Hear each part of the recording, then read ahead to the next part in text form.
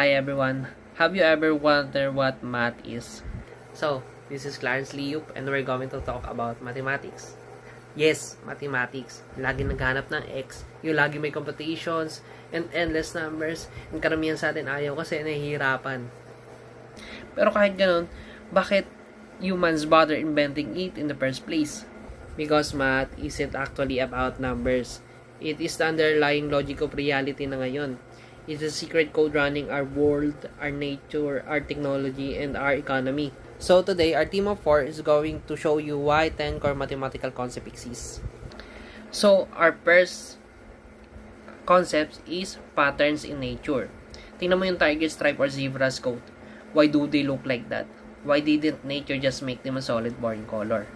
Because nature is obsessed with survival efficiency. This repeating geometric pattern acts as an energy-saving camouflage blueprint. It forces light and shadow to trick the eye of predators, keeping the animal safe without using up extra biological energy. So, galing no? Math is simply the lens of humans built to understand why nature designed things so perfectly. And speaking of nature's design, have you ever wondered why plants grow in such specific mesmerizing shapes? This brings us to our second concept, the Fibonacci sequence, where you get the next number by adding the 2 behind it.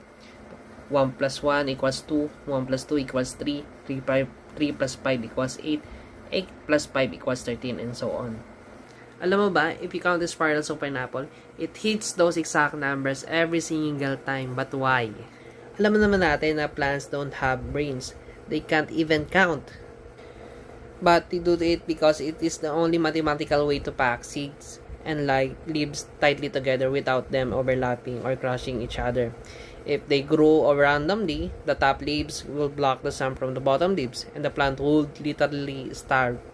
Math is nature's way of avoiding starving, or adapting our survival. Now, while plants follow these efficient rules, automatically, we humans have to make messy choices. First of all, why did we invent logic? To survive our own confusion. This comes our third concept, which is propositions in logic. Humans invented proposition because our brains hate uncertainty. A proposition is a statement that can only be 100% true or 100% false, like a light switch. Why does this matter? Because without the strict true or false boundary, computer software could not exist. Computers cannot understand maybe or it depends or any other words. But by forcing the world into